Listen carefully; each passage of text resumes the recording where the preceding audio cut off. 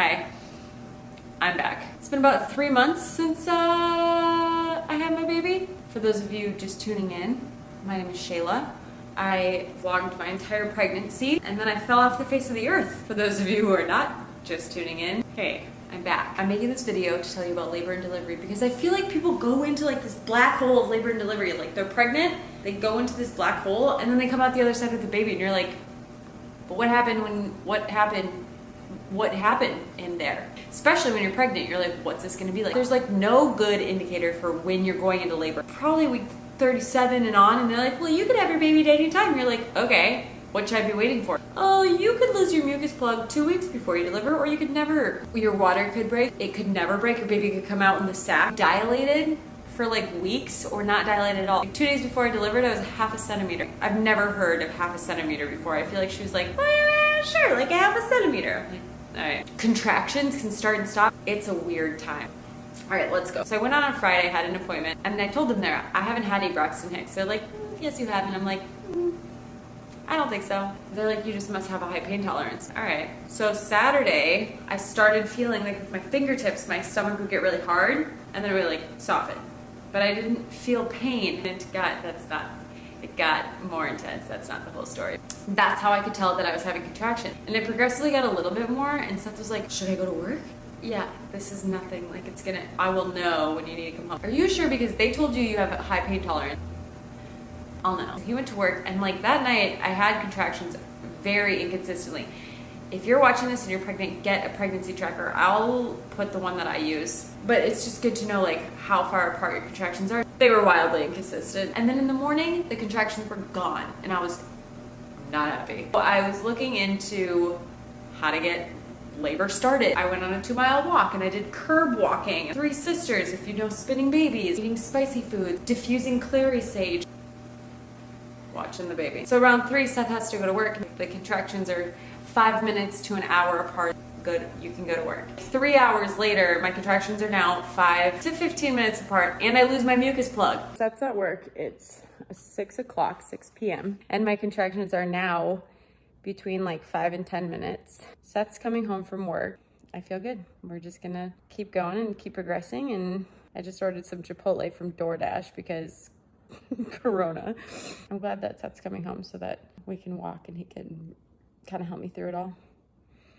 Exciting. He gets home at like 7. We go through some contractions. I have back labor. So everything is felt in my low back. I feel nothing in my belly. Back labor, all of it. I'm like, I have to contract like this for every one of them. So I'm on like my pregnancy ball, my medicine ball, and I'm like, push on my back. What really helped was Seth counter pressure. So he was like pushing on me on my back and I'll be like, higher, lower, more, less. And he just like did it. My cousin had just gone into labor and she's like, the one thing, because it's COVID, you can't go get snacks. So at like 9, Seth was like, should I go get snacks? And I'm like, no, I'm having contractions pretty consistently. I don't really want you to leave. I like your counter pressure. This is working out for me. He leaves to go get snacks. When he's gone, I'm talking to my sister and I'm tracking my contractions still. I'm like, I think my contractions are 5 minutes apart. And 5 minutes is like, 3 to 5 minutes is like, you need to start getting ready to go to the hospital. So I call the hospital and she's like, yeah. And just as Seth comes to the door, they're like, you should go to the hospital. And if anything changes, dial 911. And he's like,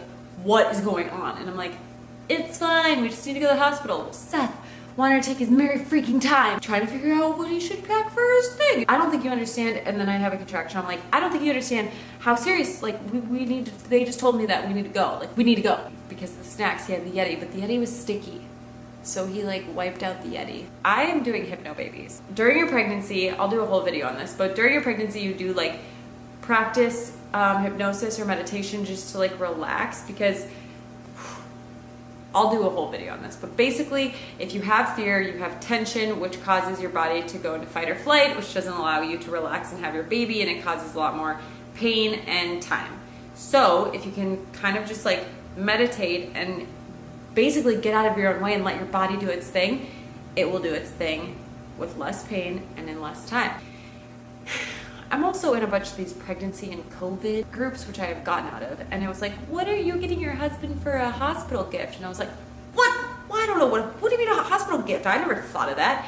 And some of the women were like, a baby. And other women were like, I'm getting him coffee and gum. And I was like, okay, yeah, I want to be one of those women. I want to be one of those women that has like a cute little gift thing for dad in the hospital. So I ordered him a girl dad t-shirt. I got him a little nip of Jameson, which was so awkward buying at 9 months pregnant. Yeah, I'm doing the same, getting over a little, can I just get a little Jameson thing? It's not for me, huh? And he's like, I've had 4 kids. It's okay if it's for you. And I was like, but it's not for me. He's like, yeah, it's okay. And of course I'm buying this tiny little like shooter of Jameson. It's really not for me. Anyways, I have that and then like iced coffee, but the iced coffee couldn't sit in the back of my car where the bag was packed, so I had to put it in the fridge. Seth found out about it and I was like, well, I was thinking this like hospital bag for you. I'm plugging in my Hypno babies. I'm in the car. This is great. And Seth looks at me in like horror. I forgot the iced coffee. And I looked back at him. I don't think you understand. So we get to the hospital. I'm listening to my Hypnobirthing all the way up to the room. We're at the hospital and it's about to go down. She's killing it. How you doing, boo? We get up to the room and I change into my hospital gown. They check me and they're like, oh, you're at 7 centimeters. You'll be staying. Oh, I'll be staying, of course I'll be staying. Like 6 o'clock, she was like, they're pretty regular, you should come home. And now she's 10:30, so it's been like an all-day thing, so we didn't come in like right away. I got you, boo.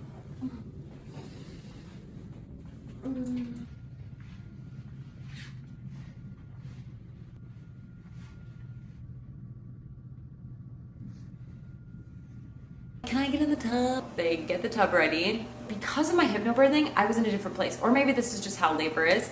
I've only had 1 baby. I don't know. I think I fell asleep between some contractions and I would squeeze his leg when a contraction started and he would counter pressure me and then he would let off. I got little squeezers, like little chia squeezers from Target. Get those because you just squeeze them in your mouth and it's like a little bit of sugar to give you some energy and there's no like spoons or anything. The water was getting, I'm sure, just kind of gross, and so Seth wanted to wear gloves. Well, then Seth was like off eating a snack or something when a contraction came on and I was like, yo, what are you doing? And he's like, I can hear him like fumbling, trying to put the gloves on and I'm like, push on my back. Other than that though, my eyes were like closed. I didn't really talk to Seth. My expectations for the hospital were completely off. I was thinking I'd be doing like the baby mama dance and I'd be calling people and texting them and keeping up with.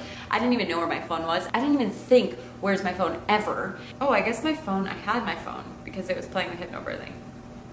I had my phone the whole time. Literally just realizing this right now. I wanted to like get some vlogging in there. Nothing. No. And because it was COVID, it was just Seth and I.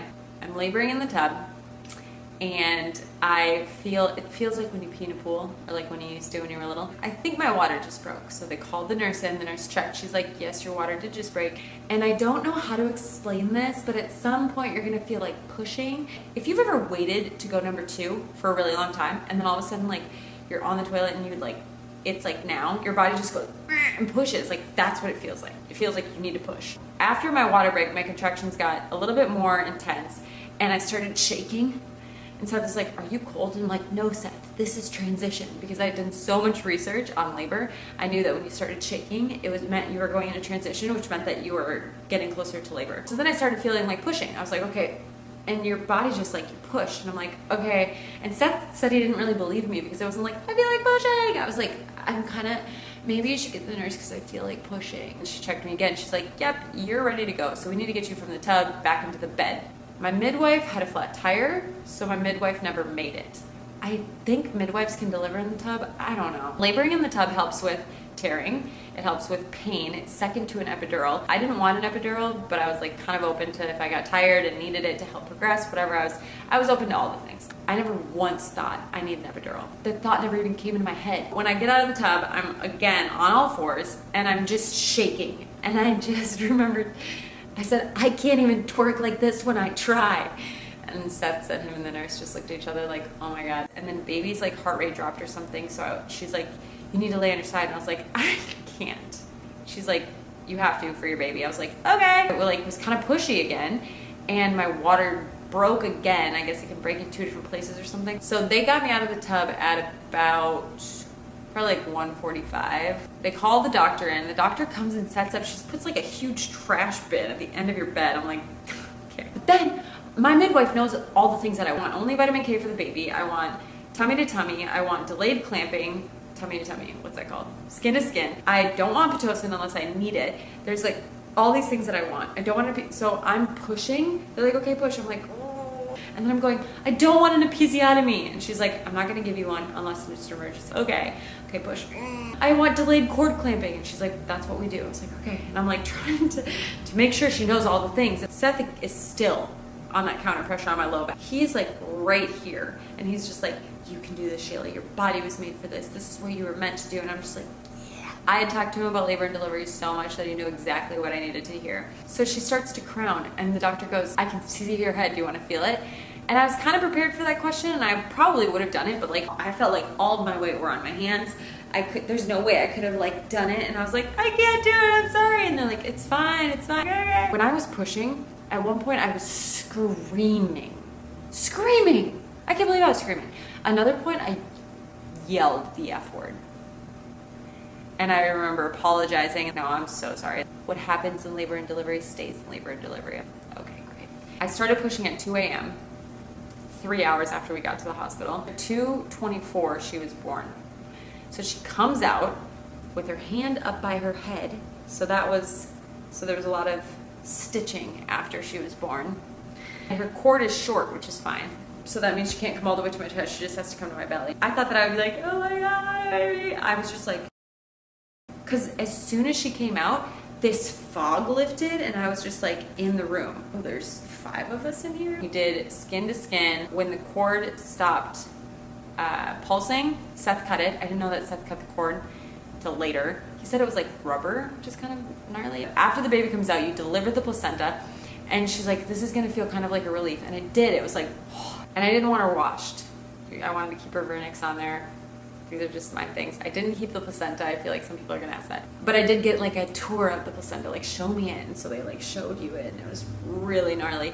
Baby girl started feeding right away. She like was on it and I was like, this is amazing. And we just kind of like had our little family moment. It's really weird to look down at this baby who like she's unfamiliar. You don't see, I didn't see myself in her. I didn't see Seth in her. It was just so strange to be like, I don't recognize you and I know that you're mine. I don't know. I think some people are just gonna be like, boom, in love. Some people I've talked to have said 2 months later, they're still like, it took 2 months for them to like get that connection. I think all are normal and natural. If you know anyone who just delivered a baby and you're like, oh, I wish I could do something, I can't go see them, give them a DoorDash gift card. You can text it to them. You go on DoorDash, give it, because then they can order something from outside the hospital and get it delivered. It was the best gift that I got. I distinctly remember right after she was born being like, I don't think I could do this again. And now, 3 months later, I'm like, oh, it was fine. Yeah, that is my labor and delivery story. Hi, I'm back. I'm back. I am so excited to be back. I have so many things to tell you. I'm going to tell you about my birth story today because that is the thing that I love talking about. That's the thing that I love hearing about. That's the thing that I love learning about. If this is your first time here, my name is Shayla. I talk about motherhood. I talk about pregnancy. We do things a little natural, a little granola. I have a 2-year and 2-month-old or a 26-month-old and a 2-month-old. And I took 2 months off for maternity leave and now I am back to share this story. I just rewatched my birth story from my first daughter. I say this in there and I still think it's true. Like people go to this black hole and give birth and then come out the other side and you're like, tell me everything that just happened because that was like a huge, like what? So something that I do is called hypnobirthing and it's essentially where you train your mind and yourself all through pregnancy to like chill and relax and just like let the contractions or the surges wave over you and then go away. And the whole idea is to just like let your body relax and do what it wants to. I also read Ina May's Guide to Childbirth. Both of these things I would highly recommend if you're considering a natural birth or if you just want to like be able to go with the flow, learn a little bit about birth, learn a little bit about how your body works. And because I've talked to a lot of people who did hypnobirthing and they're like, I got a C-section and it helped me a ton. So just putting that out there. I'll have the link to both of those things below. I had COVID during this pregnancy, so I just assumed that I was gonna go early because it ages your placenta, and I was just like, this baby's coming early. Don't get your mind thinking you're gonna have the baby early. Think you're gonna have it late, because starting at 37 weeks, I was like, it's gonna happen anytime now. It's just gonna happen anytime. And it didn't. At 40 weeks, when I went in, they were like, do you want to do cervical checks? And I was like, no, I don't want cervical checks, because I know that cervical checks don't mean anything. With my first daughter, I was half a centimeter a couple days before she was born. And I was like, a half a centimeter, what does that even mean? I think you're just being nice. And this one, I went in at my 40-week appointment and I was 1 centimeter, okay? But this is what she said. The baby, obviously head down, but the back's supposed to be against your belly. The back was against the side. So she's like, so the baby's not engaging in your pelvis to like get the show on the road. And I was like, game on. So I did the miles circuit, which is an hour and a half of 3 stretches.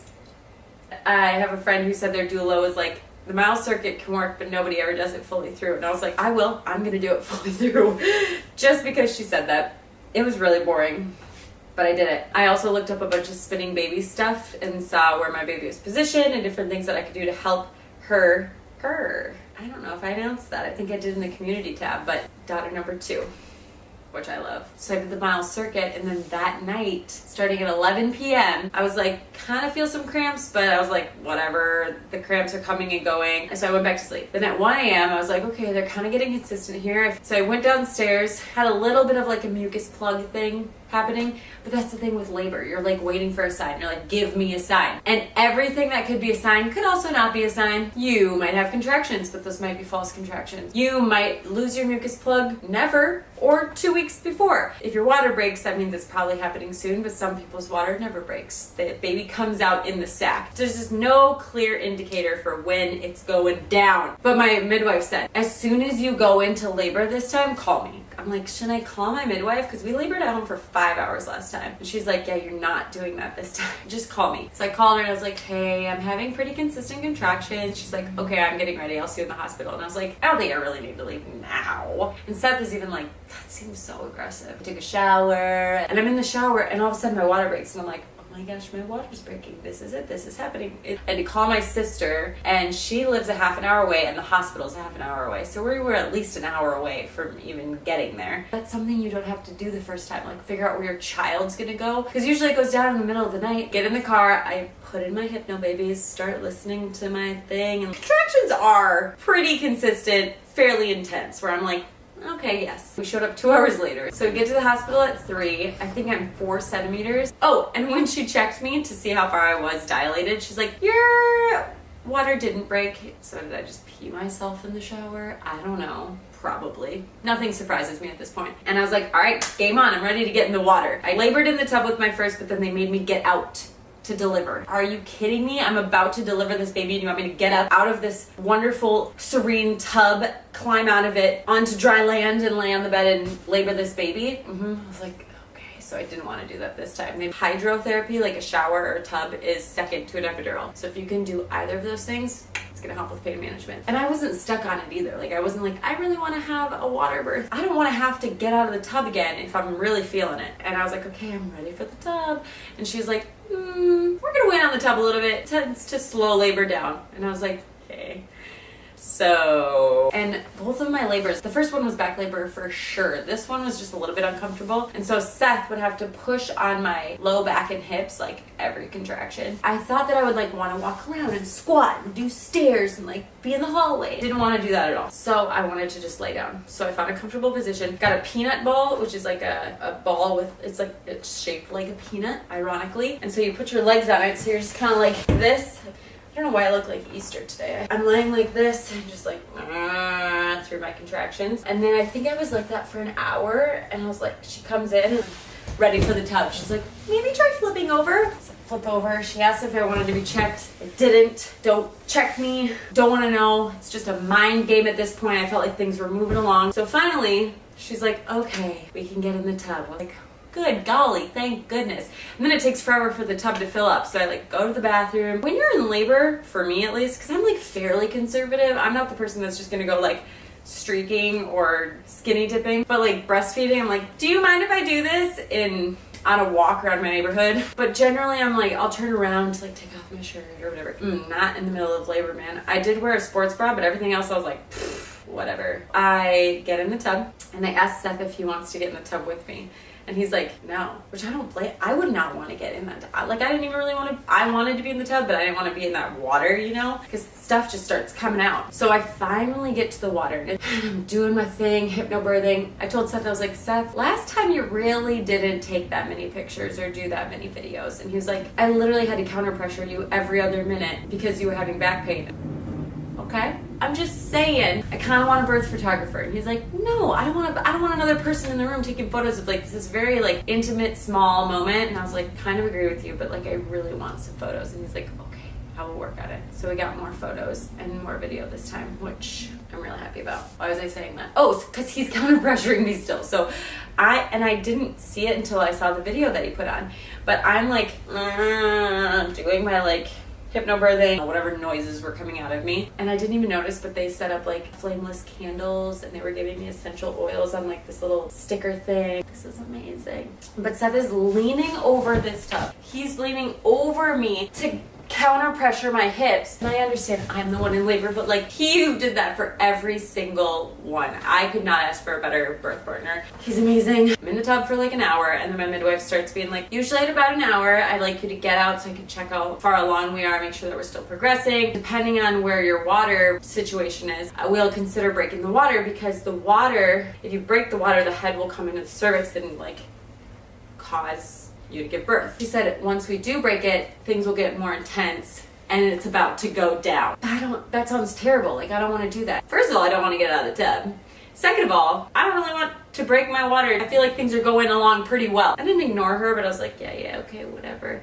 And so when she left, I was like, Seth, I don't want to do that. So he told the midwife the next time she came in, like, yeah, she doesn't really feel like getting out of the tub and breaking her water. And she's like, oh, okay, no pressure. And it's funny because last time my midwife didn't show up. We just got an OB at the very end. And because I was doing a weird hypnobirthing thing in the water, I feel like they didn't know what to do with me. So hardly anybody was in there. This time, my midwife like sat there the whole time to just kind of like watch and monitor. And I was like, just kept checking to see if she was still there, and she was still there. I felt like wasn't there a giraffe that was on like 24-hour surveillance of her birth? That's how I felt. I was like, give me a minute. She wasn't talking. She was just like sitting there, which is probably what I would do if I was a midwife. I just want to see how things were going. So I must have like changed my primal calls that were happening. It went from to I remember last time I said, I don't know how to explain this, but eventually you're gonna feel like pushing. I don't know how you don't know how to explain this. Everyone has pooped. That feeling that you get when you're on the toilet and all of a sudden you're like, okay, here it is, poop. That's how it feels. Because I started just like bearing down and like, that. Maybe that was it, I don't know. But at some point, Seth turned on the camera to record it from like a perfectly PG view. It was perfect. And what he didn't know is that it automatically turns off after 30 minutes. And he caught it at minute 17. Dude was tuned in. So he turns it on. You see a couple of my really intense, like, Then I feel this pop. And I hear this pop. And I was like, I think my water just broke. And Seth is pushing on my back. He's like, it did. Because he felt the pop too. Isn't that wild? She tells me, okay, now that your water is broken, now that it's broken, it's going to get a lot more intense. Stop saying that. Just let me do. I love my midwife. 100%. I would have her as my midwife again if I were to have more babies, which I don't think we are. Then the next one, I kind of like push a little bit. She's coming out. Like she is to here. I reached out. I go, she's halfway out. She's halfway out. Yeah. Later I found out I literally thought she was like this. Apparently she was like this. She's like, yeah, she's pushing, she's bulging, but she wasn't out yet. Oh, bulging, cool. So I'm kind of panicky because I'm like, yo, I've got this like halo around her head that she's halfway out. Like, is she okay? And the midwife is like, yes, she's fine. It's stretching your skin right now. Let it do its thing. You're in the water, it's stretching. Breathe through the contraction. That's something that I didn't know. Like, you only push during contractions. I was ready the first time to just like push through and just like get this baby out. No, you need to push with the contraction. You work with your body. So basically I told them I just want to let my body do most of it, and then I just want to give them the little assist. And all of you have pooped before, you know exactly what I'm talking about. If you try and push that poop out when it's not ready, you're just going to strain and nothing's going to happen. But if you just like let your body kind of work its way most of the way out, you just need a little assist at the end, That's how I wanted to birth my baby, like a very calm poop. I'm like sitting there waiting for my skin to stretch. I'm like kind of panicking, and then Seth's like, catch your breath. So I like calm myself back down.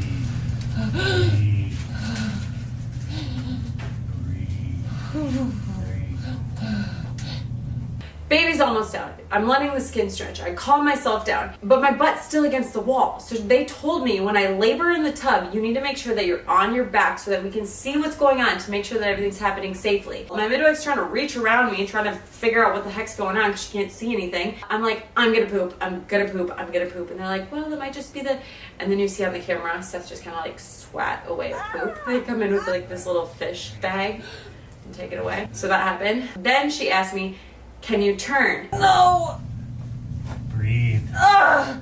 No way I can turn right now. I for sure can't get out of the tub, but I can definitely not pivot. If she doesn't come out on this push, you need to turn. And I was like, challenge accepted, lady. This baby's coming out. So I let it happen to the end.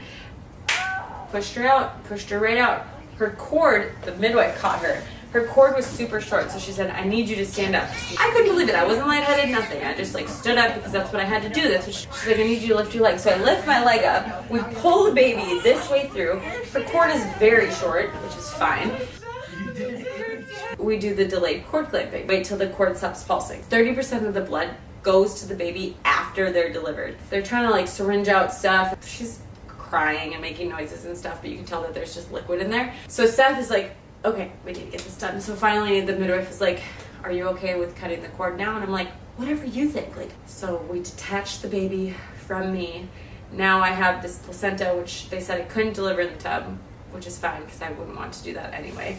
The water's disgusting. I'm glad Seth didn't get in there. We do immediate skin to skin, try and breastfeed right away because your boob, I don't know what part of your boob, your nipple, releases a smell similar to amniotic fluid. So your baby is attracted to your boob from the start. So if you can, try and breastfeed from the start. If you can't, just do it as soon as you can. So we do the skin to skin, I deliver the placenta. Then I consumed my placenta, not with like a fork and knife. We brought a cooler to put it in, to give to, if you're in Minnesota, How to Mom is who I did it through. Put it in a cooler, you're like, hey, just had the baby, just birthed the placenta. And then she comes like a couple hours later to pick it up. And then just got to bond with my little babe. With Aaliyah, we had one name, Aaliyah. That was the name. And I was like, I wish that we had gone with like a handful of names. For months afterwards, I was like, did we name her the right name? Now it fits her perfectly. And Seth never questioned it. I was like, look, I get to name the next baby as long as you also approve, but like I get final say. He's like, okay. Romy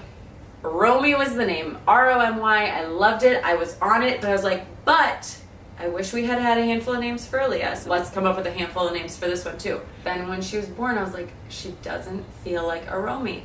And it really hurt my soul because I was so excited for this name, but it didn't fit her. And so Esme was the other one that kind of fit. Just so weird. Like, how does this creature that just came out of you seem like they have a name? I was like, don't tell anybody yet what we decide the name is, but here at the hospital, let's start calling her Romy. So we wrote Romy on the board. The nurse came in, she's like, how's Romy doing? And I was like, my brain stumbled over Romy when she said it. And he was like, well, you're the one that came up with Esme. And I was like, I don't think I did. I think this is your name again. You're gonna name our other kid too. This is reverse psychology. And then I thought about nicknames, and it could be Ezzy. I call her Ez now all the time. Postpartum with this baby has been night and day different from postpartum with number one. Better, way better, like little to no tears. So I want to like explain all the things that I did differently so that if you were struggling like I was with my first, you can have some tips in your toolbox, or if you're pregnant, that's coming. And then we had to sleep train Aaliyah, and it went incredibly well. So I want to have a video on that. I've got so much to share, so I'm glad I'm getting back into it. If there's anything else that you want to see, please comment below. Thank you guys all for watching, and I will catch you on Instagram. My handle is Shayla, or in the comments below. Mwah. Bye. Hi guys, my name is Shayla. Welcome to my channel. If this is your first time here, we talk about motherhood, we talk about pregnancy, we do things kind of eco-friendly, natural, hippie, granola, cloth diapering, breastfeeding, co-sleeping, blah, blah, blah, positive mindset. That's like the number one thing. I actually created a positive mindset flip book. You need to get your mind back on track because I did, after my first baby. This gives you prompts. What is something that my partner does that I'm grateful for? Different things just to keep your mind right. I'm also coming up with a guide. So this guide is going to help you to keep a positive mindset in motherhood and like have the motherhood that you want. Today, I'm gonna do my birth story. This is my third child. I have 2 girls, a 4-year-old, a 2-year-old, and now this little baby. He is 1 month old. Oh, this is the first video back. It's a he. I had a boy. Can you believe it? I can't believe it. When I first found out that I was having a boy, I was like, excuse me, what? I have a sister. I have 2 girls. What do I do with a boy? And then I started talking to boy moms and they were like, oh my gosh, it's like the greatest relationship in your whole life. And to me, I was thinking 3 sisters. 3 sisters, it's just like that relationship. And then I was like, oh, my relationship. I'm gonna have a son. I'm gonna have a grown son someday. And I got really excited because everybody just pumped me up about it. This pregnancy was my hardest pregnancy, having 2 other children to take care of. My sister was due 10 days before I was. Well, I had my baby like 24 hours before her. She went like a week and a day over, and I had my baby a couple days earlier. My first I had on her due date. My second I had a day after her due date. And I don't really have Braxton Hicks. Like I'll have 1. And then it's over. When I started going into labor, I was like the whole time I doubted it. I am laying with my girls, we're sleeping, and this is what I wanted. I wanted it to be in the middle of the night. So then at 2 a.m., I woke up to contractions. But are they real? And I start tracking them. I have this app, so I'm like tracking them. They're consistently every 10 minutes. At about 8 minutes, I'm like, oh, they stopped. And then I'll check the time. I'm like, oh, it's only 8 minutes. 2 minutes later, got a contraction. And so I'm like, do I wake Seth up? Do I not wake Seth up? What if they're not real? I don't know. So at 3:30, when I like made a time. I'm like, okay, if they're still happening at 3:30, I'll wake my husband up. I'm like, Seth. He's like, are you having contractions? Yeah. Did you lose your mucus plug? Yeah, I think I did. So he's like, do you like how I knew that? I was like, yes. I love how you knew that. And that was consistent with my other 2 pregnancies too. To lose the mucus plug like right at the start of birth. Or right at the start of labor. We were like, all right, let's wait a little bit longer. And I always like shower and like finish up my packing and blah, blah, blah, blah. It is 4:30. We just called Auntie Megan, who's gonna come hang with the girls. I've been having contractions every 10 minutes since 2:15. So I don't know, like 2 hours. So I took a shower. Finished packing my hospital bag, cleaning up the house because people are gonna be here, and just generally getting all the stuff together. There's 1,000 things going through my mind though, because my sister, this will be her 41 week. She'll be 41 weeks today. So I'm wondering at what point do I text her and tell her that I'm potentially in labor. And then we got to the hospital around 5:30. Made it to the ER. I just talked to my sister. She's excited. I'm still just contracting. Going on a trip in a magic rocket ship. Okay. Then we get into the hospital, and I switched hospitals. Last time I went to this hospital that was phenomenal. They put essential oils on my shoulders, and they just like left me alone. Like the lights were dim. They put up like fake candles in the room, and nobody came in there. And it was just calm and peaceful and whatever. I did water labor with my first. It was during COVID, so I had to get out and push on a bed with my first. Second one, I got to deliver in the tub. This was a little bit of a different experience. When we get there, I'm like, I want the tub. And they're like, yes, we have that in your notes. I'm like, okay, great. And because I do hypnobirthing, like my contractions look like this.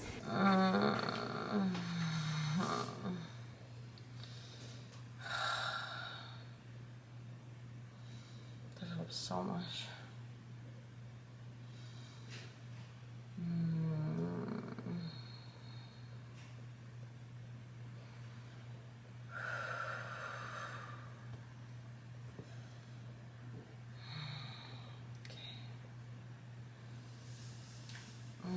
That helps so much. I can't. So I always feel like I need to prove something to this intake nurse when really it's just like whatever I am dilated to is what is the ultimate factor. She's like, okay, you're at like a 5. So I'm in the intake room. It feels like forever. And then finally they're like, okay, let's move to the next room. They're like, do you want a wheelchair? No, I want to walk. I want to walk this baby out. I was like having a contraction while walking, and she's like, if you need to like stop for a second. I was like, okay, great, thank you. I waddle to the room, we get there, I'm like, where is my midwife? And so I asked the nurse, I was like, is my midwife here? And she's like, yeah. Can you have her come in here? Lying on the bed on my side with a peanut ball, just because that's what I did with my second, and I don't know, I just was trying to replicate that.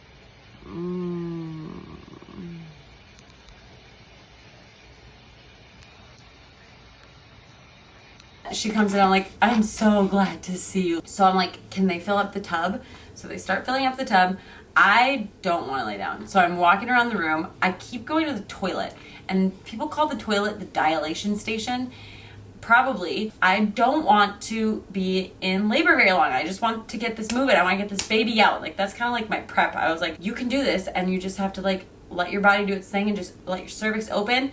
And bam, bam, you'll have your baby. This was my third unmedicated birth. If you want an unmedicated birth, I would highly recommend 2 things. Ina May's Guide to Childbirth, a book, and Hypnobabies. Hey Shayla Hypnobabies is the exact course that I take, like a labor course, and then the audio tracks to listen to during labor to help everything. Ina May's Guide to Childbirth talks about how one woman was like, I just want my cervix to open up, and then she literally felt her cervix open up. So I was like talking to my cervix. Girl! Let's do this. Let's get this baby out. So every time I would have a contraction, I would just imagine my cervix like opening up like a flower, a beautiful flower.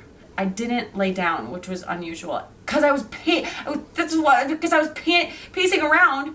I want to say panting, pacing around, waiting for the tub to get filled. So finally the tub is filled, and I'm like, pants off. I just have a bra on. I stick one leg in there, immediately take it out. It is way too hot. And then they get the little rubber ducky and they're like, oh, it's 110 degrees. And they're like, you can't deliver your baby that. And I watched my tape from my second birth just to kind of mentally prepare myself for this one. And you can tell I go from like noises to pushing. Well, after I saw my midwife, those noises started happening, the pushing noises. And I was like, no, I just need to get in the tub. I'm not going to tell anyone that I'm feeling pushy. I'm sure they can't hear my pushing noises. I didn't know this, but Seth went out into the hall and he's like, I think it's gonna happen soon because my noises changed. But I thought I was being discreet by not telling anyone. I tried to get in the tub, couldn't get in, and I'm standing at the edge of the tub just like frustrated, like, come on. And people are coming in constantly. And I told Seth, I was like, I feel like this is just chaotic. I feel like the door just keeps opening up. They came to take my blood. And I was just like, leave me alone. And I still have my earbud headphones in, just trying to like focus. Seth had to counter pressure me every single contraction with the other 2. This one just occasionally be like, Seth. So he's counter pressuring me. I'm sitting, leaning on the tub like this, and I'm just going, ugh. My water exploded out of the back of me. All over my wonderful husband. He was fast, and he said hardly any got on him, just a little on his ankles. And he's a shoe guy, so I immediately was like, did I get your shoes? And he was like, what? And I told my midwife right before that, I was like, the water for some reason feels safe to me. It feels like a little like cocoon. It feels like it's gonna hurt less. It just feels safe. I don't know how to describe it. Well, when I exploded my water all over my husband, my midwife goes, Shayla, I know you really want to wait for the water, but we're going to go get on the table. Okay. She didn't say, like, which position do you want to be in? But I immediately just went on the bed, hands and knees. That was it. I was hands and knees. My husband set up the camera. Thank you, Seth. The first thing I say is, I'm nervous. I'm nervous. Hey. You got this. You're a rock star. This is what you do. And you do it well. Too easy. Breathe through it. Breathe. I'm nervous because I've done this before. I know what it's like. I'm like, I don't know if it's worse to have your first pregnancy where you don't know what to expect or like subsequent pregnancies where you do know what to expect. So I was like, I'm nervous. And that's what I needed to say just to release that. My midwife was like, you are a pro at this. And my husband just started pumping me up. He's always like, I'm going to be up by your head to like support you and be there. And I'm like, don't worry, Seth, I would be up by my head too. My first one I had to like purple push where I was like pushing really hard. And then I learned like, no, your body will do most of the pushing. You're just like that final assist. I've said this in lots of videos, but it's like a poop. When you're sitting on the toilet, if you just go sit down sometimes, you could be sitting there for a long time. In fact, our husbands do this a lot. They don't strain out a poop. They wait for that assist. So you just got to wait for your body to get it mostly ready, and then you just go and you push it out. And obviously it's not quite that easy with a baby because they're a little bit bigger, but I just did a couple assists and literally he was born 5 minutes after my water broke all over my husband. So then the baby comes out. His cord is super short. So she's like trying to figure out how to assist me, and I just keep reassuring her, like, I feel great. You feel strong enough to say like this? Yeah, I feel great. Good. I feel great. Good job. Hi, buddy. You are, I can't, you're so amazing. Like, this is incredible. Are you kidding me? Just tell me what you need me to do. I can do anything. I feel great. I'm rewatching this like, okay, Shayla, you feel awesome. Like, let's, great. I don't know if I asked if I pooped, but I was like, I can smell it. I for sure pooped. This is how I know I married the right man. My husband's response is, I don't know if you pooped or not, but they said that if you poop, that means you're pushing right, because that's how you need to push, and you will probably poop. Thanks, Seth. Like, when the baby came out, I didn't even like immediately reach for the baby. I was just trying to like regroup. I was just like, whoo, we just did that again. Like, holy buckets. It was, I mean, it's a lot. It's a lot to have a baby. Maybe here. Baby boy. Here. So then you have to deliver the placenta. They do like the massage on your belly, which feels absolutely terrible. Feels terrible. He came out with like a lot of hair. And pretty curly when it's wet. I'm hoping it stays curly, but I don't know. So then she delivers the placenta, and then she's like, okay, I'm gonna give you a couple stitches. And then she's like, your bottom actually looks really good. And I was like, it doesn't. Like, I have some hemorrhoids. You don't have to say that. It was, oh, we're gonna fill our diaper here. Let me give you a little space. It was fast. He was born at 7:30 in the morning. So I started contractions at 2. We got to the hospital at 5:30. He was born at 7:30. And so normally after I deliver, I like look at Seth and I'm like, tell me everything. Because I'm in like la la land while I'm in labor. They call it labor land. That's where I was, labor land. But with this one, I felt like it was so chaotic. I wasn't able to like get in my jam. And it was so fast that there was like no little details that I probably missed while I was in La La Land. Like, I felt like I was I still was there, but like it was just so fast that there wasn't really many details. So like the only thing he really told me was that he went and told the nurses, like, she's gonna have this baby soon. So that's it. That's my labor.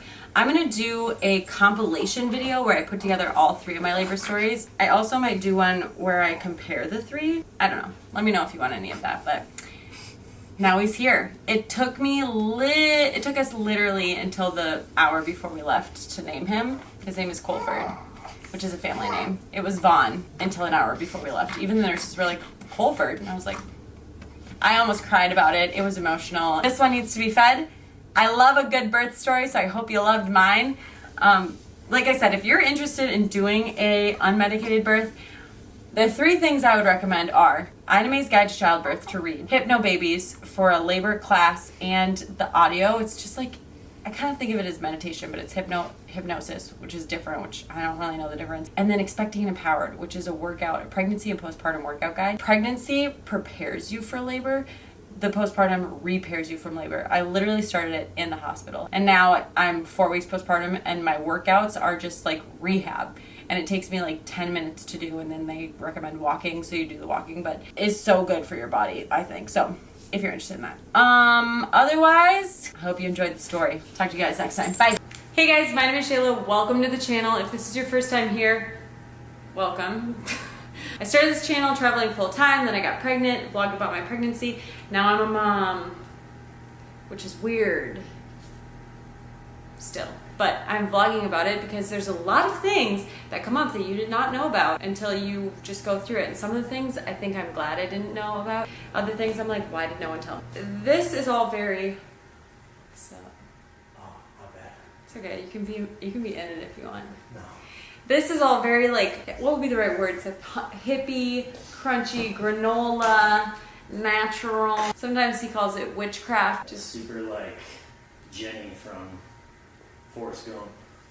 Was she granola? What I'm trying to say is if you're on that natural train, you're gonna like this. If you're not on that natural train, maybe keep watching just to see what all the crazies are talking about. I think I've like dreamt and thought about my labor and delivery like most girls think about their wedding. Ooh, yeah, it's gonna be like primal and I'm gonna do it naturally and it's gonna be great. You don't have to be that interested in it, but I was. I'm just gonna read you the blog because nobody likes to read blogs, so I'm just gonna read it for you. The 3 books that I read, one was called Mindful Pregnancy. Mindful Pregnancy was written by the guy, the meditation app Headspace. And so I listen to it because I like his voice. Pregnancy can be hard. There can be body issues, there can be miscarriages, there can be IVFs, there can be like all these stress. There could be COVID during your pregnancy. He also does a whole pregnancy section in his app, which I also did. The second book that I read is called Ina May's Guide to Childbirth. Ina May she is hippie AF, and I'm so into it. She started this whole thing in like a caravan, became a midwife, and now she delivers babies on the farm. The whole first half of the book is like good labor stories, just to get that in your mind. I read some of them and then I skipped to the meat and potatoes. The one thing that like just got burned into my mind was that women have had babies in comas. Can you believe that? No. I think that's incredible. So what that means is that your body knows exactly what to do and your mind gets in the way. Here we go. Here I'm gonna nerd out a little bit. So when you're going into labor, if you have fear or you're afraid, you tell your body, this is not a safe place to have this baby. So your cervix goes whoop, and it goes, okay, we're not gonna have this baby now. But your uterus goes, yeah, we are. And it goes like this. The muscles are up like this. Your cervix is closed, high, painful, lots of pain. So if you can just relax, let your cervix open, let your uterus push everything out, push the baby out. The third book that I read was Hypnobirthing. And this was because I was talking to my midwife and I was like, I think I want to do hypnobirthing. And I'm like, oh. She was like, yeah, maybe start by reading the book, okay? That'll just give you an intro to like what it is. I read the book and I still wanted to do it, so I did it. I have a whole video talking about my natural birth with hypno babies. And she rocked it. Thanks, She Joe. killed it. Thanks. But if you're kind of like, what is this? You can follow my midwife's advice and read this book. A couple more things that I did just to prepare for labor. I took probiotics. I have a whole video on this too. All of your organs are just getting crushed by this growing human in your belly. You might have constipation, you might have diarrhea. Your gut health is directly linked to your immune health. I'm into that. Love Bug is who I work with. There's a lot. Go watch that video. But probiotics are a great thing to take while you're pregnant. And then I have a discount code with them if you do want to get that. Did you make the toast? It was just sitting there. Yeah, it was. It was sitting there for when I'm done. I thought you forgot about it. No! Dates. Do you remember when I ate all the dates? With nasty cockroaches. They look like little cockroaches. In my blog, I also linked an article in there that explains how it can help you progress during labor a lot faster if you eat those starting at like week 36. I also linked some like smoothie recipes, energy balls that you can make with dates so that you don't have to just eat the cockroaches. How do you say perineal? Perennial? Perineal? Perineum? Yeah, okay. I hate doing this when I can hear her crying. The very simplest way to say this is that you're just stretching out the area down there so that you don't tear as much. Tearing was my number one concern, and my midwife was like, that's fair. Might I ease your mind by letting you know that most women don't even know that they tore. There's too much pressure, there's too much going on after baby's born. Don't stress too much about that, and I will agree with her. I had a 2nd degree tear and a sideways tear, and I wouldn't have known except for all the stitching. I was just afraid of that. Don't be too afraid of that. But anyway, so this stretching you're supposed to do with like coconut oil or olive oil in the shower, and you look it up. Couldn't do it. I couldn't reach anymore. My belly got too big and it was just like, well, that's one thing I'm not gonna do. The next thing is I worked out until the couple of days before I gave birth. I had this program, Expecting and Empowered. I also have a discount code with them. But what I like about them is that it's a sister combo, a nurse and a PT, physical therapist. And so they tell you the things that you can do where you are in your pregnancy. I started my 3rd trimester and I got the postpartum guide. The postpartum guide is where it's at because they give you, day 1 they give you exercises and it's all rehab, pelvic floor rehab. You don't even work out until week 6. Part of you is like, well, I just want to work out, and the other part of you just wants to crawl in a hole and sleep forever. I'm at week 15 right now and it's starting to amp up a little bit, but I'm ready for that. Cannot recommend them enough. Let's go into labor and delivery. I chose a midwife instead of an OB for like more of a natural approach. A doula friend of mine told me, do it wherever you feel the safest. If you feel safest in a hospital, do it there. If you feel safest at home, do it there because you need to relax, no flight or fight, remember? And I felt safest in a hospital. I was like, I want to be disconnected from everything, but I want to be there in case something goes down. So that's where I did it. I wanted all the tools available. I wanted to be able to have a tub. I wanted to be able to have a birthing ball. I wanted whatever, because the tub and a shower are second to an epidural. Water therapy, I think they call it. Really good for helping manage the pain. Food. I had these chia squeezers. You don't need a spoon. It's really light, but there's some sugar in it. I'm in the tub just like a little hamster or something, just like eating out of this little squeezer. It was just what I needed to give me a little bit of fuel. As you get closer to your due date, there's a couple of ways that they can induce you. I wanted to do it as naturally as possible. There's something called stripping of the membranes, where they take their finger and they swipe to separate the uterus and the amniotic sac, and basically that kind of tells your body to go into labor. I've heard it's debatable whether or not it actually works. I was super nervous going to my 40-week appointment. They're going to try and swipe my membranes. Am I going to say yes or am I going to say no? You have to be at least 1 centimeter for them to do that. I was supposedly a half. I've never heard of anyone being a half a centimeter. I think they were just trying to make me feel better. Well, you can't even do it if you want it. Great decisions made for me. Kind of what? I know it looks super droopy. Water. I need water. Seb is upset about his plant over here. That looks real droopy. Another way that they can induce your labor is Pitocin. Some people have to go into labor, or some people have to be induced, and that's fine. Pitocin makes you contract, which then can be more, you can have more intense contractions. It's possible that you will then want an epidural because you're in so much pain. The epidural could slow down your labor, and then they might give you more Pitocin, which could then cause the baby to go into distress. That is a big generalization, so do with it what you want. I chose not to have constant baby monitoring. I wanted them to monitor her, and then I wanted to be mobile. I couldn't walk down the hall because of COVID. I wanted to walk around my room if I wanted. I wanted to get in the tub if I wanted. Episiotomy. They can help, they can cut you instead of letting you tear. From what I have read, you don't heal as well, because when you tear naturally, you've got just fibers that can go back together. When you're cut, it's not as good. But sometimes in an emergency, if baby needs to come out, they'll just do that. So I was like, don't give me a episiotomy unless it's an emergency. She was like, I won't. I was like, okay, thanks. If you've watched my labor and delivery video, I was literally telling her this as I was pushing, because my midwife didn't make it because she had a flat tire. I did not eat the placenta. I did not encapsulate the placenta. I didn't do anything with the placenta except for ask for a tour. Can we see it? Held it up. It was huge, right? Yeah. Delayed cord clamping. A third of the blood, of baby's blood, goes into their body after they come out. So you want to wait until the cord stops pulsing. I didn't even know that Seth cut the cord until like a couple days later, and he's like, yeah, I cut the cord. That's cool. Where was I when you were cutting the cord? And he said it felt like you were cutting just rubber. It was tough. That's so weird. Do you think the scissors weren't very sharp? Did you see it pulsing? At first, yeah. And then you saw it stop? Yeah. Because it goes, it's color, there's color in it, and then it goes white, right? Yeah.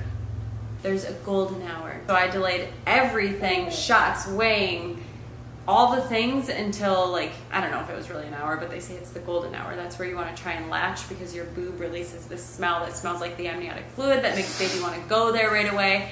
And it's just like a bonding thing. Plus, I didn't have her bathed either, because the vernix on their skin that they like are in for 9 months, they're like a fish in water. And so if you wash them, A, they'll get cold, and B, they're not as protected. So you keep that vernix on, helps them out. And that's all of it. I'm just gonna link the blog at the bottom, and then all of the links are within that blog. Hey guys, my name is Shayla. Welcome to my channel. If this is your first time here, I started this traveling full-time. This channel traveling full-time. And now I'm momming full-time. I feel like motherhood's just kind of a crazy thing to get into. And especially during COVID, we don't have like that information sharing. So I make these videos to kind of just tell you the things that I'm learning, and just to be like, holy crap, what's going on? First things first, I'm trying to get to 100,000 subscribers. If you like this video or you like any of my videos, please subscribe. It's a big goal, but I'm into big goals, so here we are. I made a video about my birthing experience with Hypnobabies.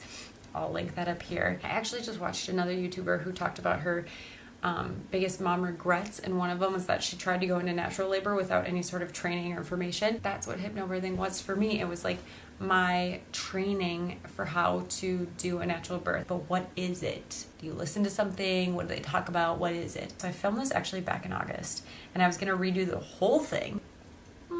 No, because I started watching it and there was good information that I kind of already forgot. And I recently put up a box on my Instagram asking what you wanted to know, and there were a few extra questions that I didn't cover in this video, so I put them on my blog. Linked below, or just go to heyshayla.com and look for what is hypnobirthing. Things like, did I meditate before I started hypnobirthing? Did you get distracted? Do you need to buy the course? How much do you really need to practice? How did the hospital respond? Let's just get into it. Hi guys, my name is Shayla. Welcome to my channel. I'm trying to be quiet because she's upstairs sleeping. Nobody wants to wake a sleeping baby. So I recently posted my birthing video and I talked about how I did hypnobirthing and there were a ton of questions about it. So I wanted to do an entire video about this because it is confusing. I remember when I was pregnant and I was like, what's hypnobirthing? It's this witchcraft that people use. Are you hypnotized? What are you listening to? I don't even remember.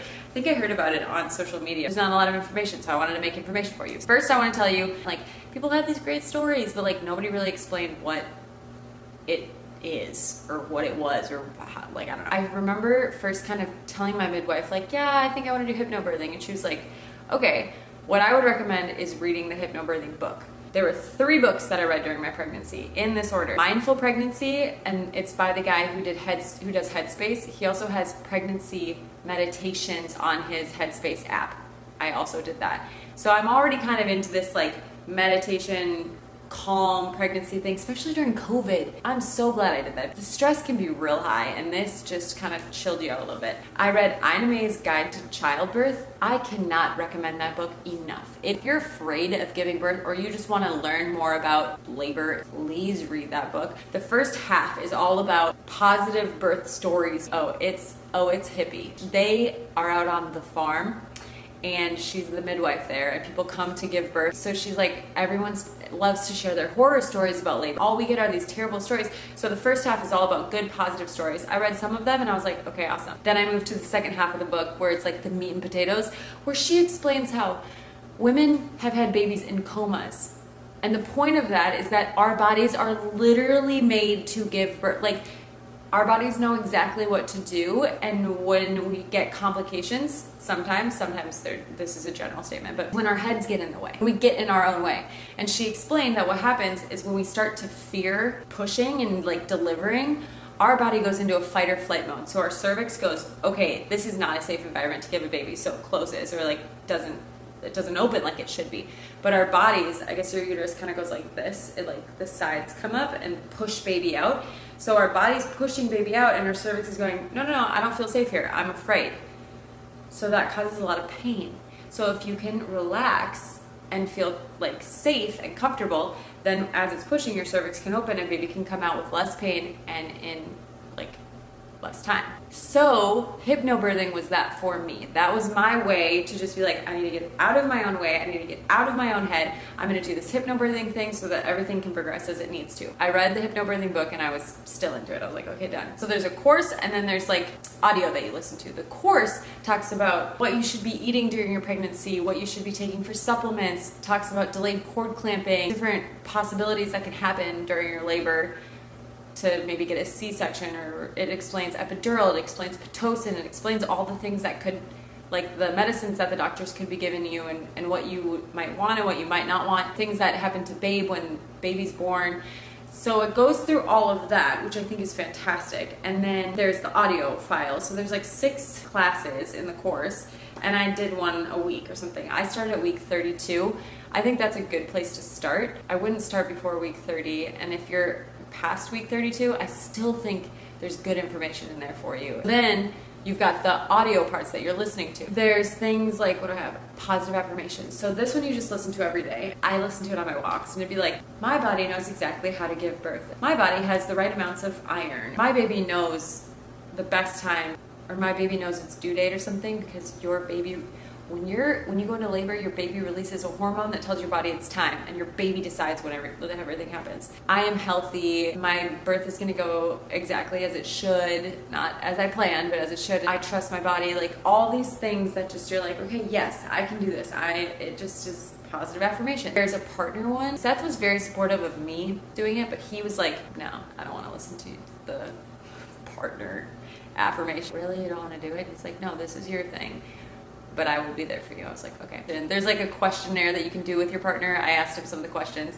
I basically just learned all the things and then told him all the things. So he knows a lot about labor and delivery that probably doesn't need to know, which worked out because the nurse was asking all the questions and he like knew all of the answers. But I know that some people were messaging me like, my partner doesn't want to be involved. I think as long as they support you, then it's fine. Someone else was like, I'm kind of into it, but I'm afraid it's gonna be super granola. First of all, you don't have to tell anyone that you're doing it if you don't want to, especially now that it's COVID. It's only you and your birthing partner in the room, so that person needs to know, but That's it. There's something called the bubble of peace, and it literally has you imagine how you feel safe and secure and who else is inside your bubble with you that makes you feel safe.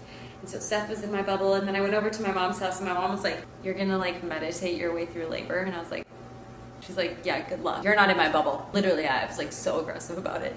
She was like, what? I was like, well, there's this bubble of peace, and I get to decide who's in my bubble, and those are the people that support me, and you're not in it. She was offended, and I was like, sorry, Mom, I don't want to have to prove to you anything. I left, and I was like, was that aggressive? That was a little aggressive. There is techniques that they give you, like a finger drop technique. So the tracks were like 45 minutes long, which felt like an eternity. I fell asleep almost every single time and was very concerned that that would ruin it for me, but it didn't. It actually tells you. People fall asleep all the time. Your subconscious is still getting all the information, so it's fine. But there's like a finger drop technique. So you're supposed to lay down, and then your finger, you literally pick your finger up and you drop it down.